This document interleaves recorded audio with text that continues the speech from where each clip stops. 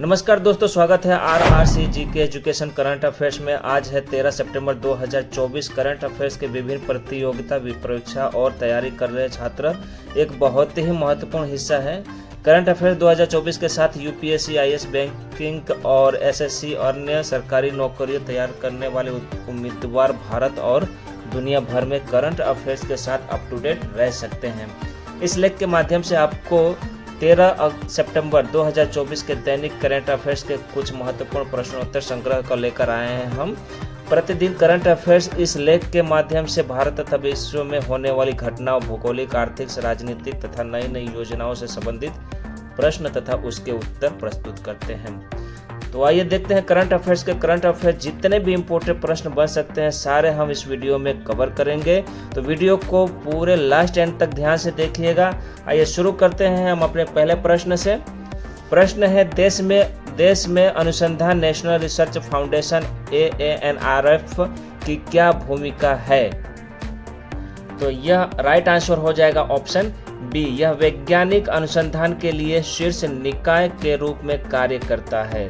आपको बता दें PM मोदी ने 10 सितंबर हाल ही में 10 सितंबर 2024 के अनुसंधान नेशनल रिसर्च फाउंडेशन AANRF की पहली गवर्निंग बोर्ड बैठक की अध्यक्षता की।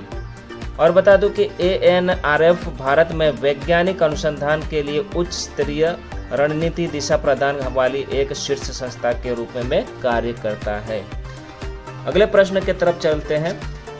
उस मिशन का नाम क्या है जो पहली बार निजी स्पेसवॉक का प्रयास करेगा? तो राइट आंसर हो जाएगा option B, Polaris Dawn. Polaris Dawn आपको बता दूं कि 4 निजी अंतरिक्ष यात्रियों का एक दल स्पेस मिशन की तैयारी कर रहा है जो पहली बार निजी स्पेसवॉक का प्रयास करेगा। पोलारिस डॉन नामक मिशन को फ्लोरिडा ने नासा ने कैनेडा स्पेस के सेंटर में स्पेस के क्रू ड्रैगन कैप्सूल पर लॉन्च किया जाएगा। कौन सा? तो क्रू ड्रैगन कैप्सूल पर लॉन्च किया जाएगा, ये भी बताता हूँ। फिर चलते हैं अगले प्रश्न के तरफ। हमारा अगला प्रश्न है, पोलारिस डॉन मिशन का वित्त पोषक कौन रहा है? तो वित्त पोषक रहे हैं जेरेड इसाकमैन। तो राइट आंसर हो जाएगा ऑप्शन डी, जेरेड इसाकमैन। जेरेड इसाकमैन ने मिशन को वित्त पोषित कर रहे हैं, तो जो उनके पोलारिस कार्यक्रम का हिस्सा है जिसमें भविष्य के मिशनों को योजना बनाई गई है जिसमें स्पेस के स्टारशिप में शामिल है। प्रश्न अगला है हमारा, राष्ट्रीय राजमार्ग शुल्क नियम 2008 सितंबर 2024 में संशोधन के अनुसार टोल प्लाजा पर समर्पित लेन का उपयोग करने के लिए वाहनों का किस प्रणाली से लैस होना चाहिए? तो आपको बताता हूं कि इसमें राइट आंसर हो जाएगा option B, global navigation satellite system GNSS on board unit. आपको बता दें कि global navigation satellite system GNSS on board इकाइयों वाले वाहनों के लिए एक समर्पित लेन बनाएगी। इसमें कौन सी लेन बनाई जाएगी? तो ऑन बोर्ड इकाइयों वाले वाहनों के लिए एक समर्पित लेन बनाई जाएगी। चलते हैं अगले प्रश्न की तरफ। अगला प्रश्न है हमारा, सेमिकॉन इंडिया 2024 का उद्घाटन PM मोदी ने किस राज्य में किया? तो आपको बताता हूँ कि राइट आंसर हो जाएगा ऑप्शन सी, उत्तर प्रदेश में उन्होंने उद्घाटन किया है PM मोदी जी ने। आपको बता दूं कि PM मोदी ने ग्रेटर नोएडा उत्तर प्रदेश में सेमिकॉन इंडिया 2024 का उद्घाटन किया है। यह 3 दिवसीय कार्यक्रम सेमीकंडक्टर इकोसिस्टम को समर्पित करता है। इन्वेस्ट इंडिया की एक रिपोर्ट के अनुसार भारतीय सेमीकंडक्टर बाजार, जिसका मूल्य वर्तमान में लगभग $23.2 बिलियन है, जिसके साल 2028 तक $80.3 बिलियन तक पहुंचने का अनुमान है।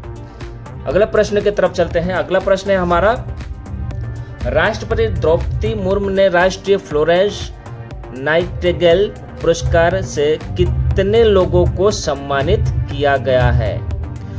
तो फ्लोरेंस नाइटिंगेल सम्मानित किए जाने टोटल 15 लोगों को सम्मानित किया गया है। तो राइट आंसर हो जाएगा ऑप्शन सी, आपको बता दें कि राष्ट्रपति द्रौपदी मुर्मू ने राष्ट्रपति भवन में आयोजित एक समारोह में नर्सिंग पेशेवरों को वर्ष 2024 के लिए राष्ट्रीय फ्लोरेंस नाइटिंगेल पुरस्कार प्रदान किए गए हैं। इस बार यह अवार्ड 15 नर्सों को कर्तव्य और सेवा प्रति उनकी प्रतिबद्धता के लिए दिया गया है। यह अवार्ड भारत सरकार के स्वास्थ्य और परिवार कल्याण मंत्रालय द्वारा साल 1973 में शुरू किया गया था। चलते हैं अगले प्रश्न की तरफ। प्रश्न है, राष्ट्रमंडल शतरंज चैंपियनशिप 2024 का आयोजन कहाँ किया जा रहा है? तो आपको बताता हूँ कि चैंपियनशिप 2024 का आयोजन किया जा रहा है श्रीलंका में। राइट आंसर हो जाएगा ऑप्शन डी, श्रीलंका। चल आपको बताता हूँ श्रीलंका, ये भारत के शुभी गुप्ता ने श्रीलंका के कलुतारा में हाल ही में समाप्त हुई राष्ट्रमंडल शतरंज चैंपियनशिप में लड़कियों के अंडर 16 में स्वर्ण और लड़कियों के अंडर में 20 के कांस्य पदक जीता। शुभी ने इससे पहले राष्ट्रमंडल युवा शतरंज चैंपियनशिप में अंडर 12 स्वर्ण पदक जीता था। अगला प्रश्न है हमारा, प्रश्न है एशियन किंग वल्चर के संरक्षण के लिए भारत का पहला केंद्र किस राज्य में शुरू किया गया है? तो एशियन किंग वल्चर आपको बता दूं मैं कि भारत के पहला केंद्र राज्य है उत्तर प्रदेश। उत्तर प्रदेश जो योगी जी का है। उत्तर प्रदेश के सीएम कौन है? तो योगी जी है, आदित्यनाथ योगी जी। तो राइट आंसर हो जाएगा ऑप्शन ए, उत्तर प्रदेश। आपको बता दें कि एशियन किंग वल्चर के संरक्षण और प्रजनन केंद्र का उद्घाटन उत्तर प्रदेश के गोरखपुर वन प्रभाग के कैपियरगंज में रेंज में किया गया है। यह अपनी तरह का एक भारत का पहला केंद्र है। इसका उद्घाटन प्रदेश में मुख्यमंत्री योगी आदित्यनाथ ने किया। आपको बता दें कि गोरखपुर में इस केंद्र को लगभग 2.80 करोड़ की लागत से तैयार किया गया है। इस सुविधा में जीव वैज्ञानिक और वैज्ञानिकों सहित 8 कर्मचारी भी हैं।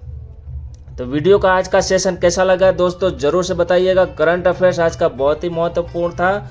तो सेशन कैसा लगा कमेंट बॉक्स में जरूर बताइएगा। अगर वीडियो पसंद आवे तो वीडियो को लाइक और सब्सक्राइब जरूर करिएगा। सब्सक्राइब करना बहुत जरूरी है दोस्तों, ताकि आपको इम्पोर्टेंट कोई भी करंट अफेयर्स में अपलोड करूँ, ताकि आपको फर्स्ट ऑफ ऑल आपके मोबाइल पे नोटिफिकेशन के तौर पे मिले, तो ताकि आप अपडेट रहे हर दिन। तो वीडियो कोई भी आगामी सरकारी एग्जाम आती है उसमें बहुत ही मोस्ट इम्पोर्टेंट इसका अहम रहता है करंट अफेयर्स का।